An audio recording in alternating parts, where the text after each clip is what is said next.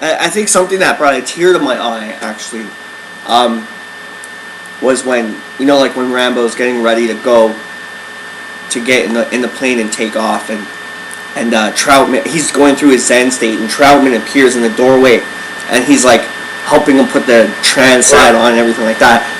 It's just, it pretty much made me cry just to remember how great of an actor Richard Crenna was. Richard Crenna was a fine actor and a fine person as well. I knew Richard more than I saw Richard more than I saw Sylvester.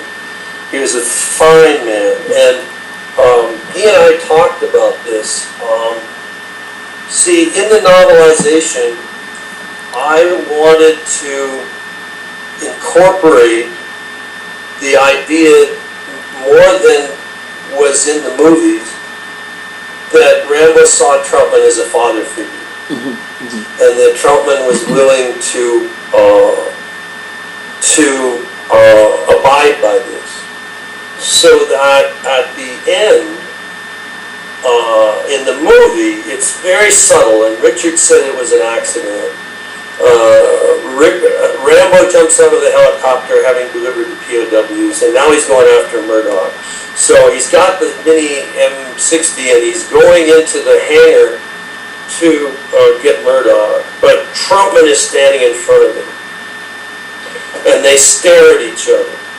And now Richard said it was an accident, but it's one of those happy accidents, because if you look at the film, almost imperceptibly, Troutman nods, as if giving him permission, and then steps away, and Rambo goes in.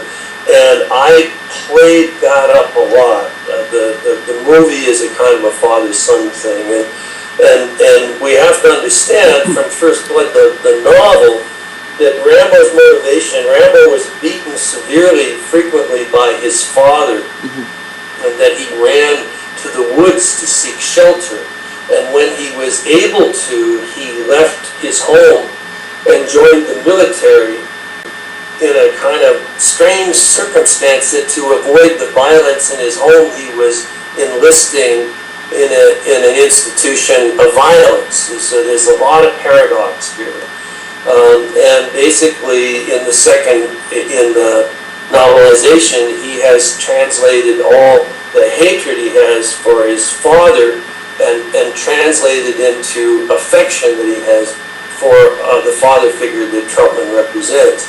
And that's why in the third movie, he's willing to go back into action, because it's Troutman who has been kidnapped.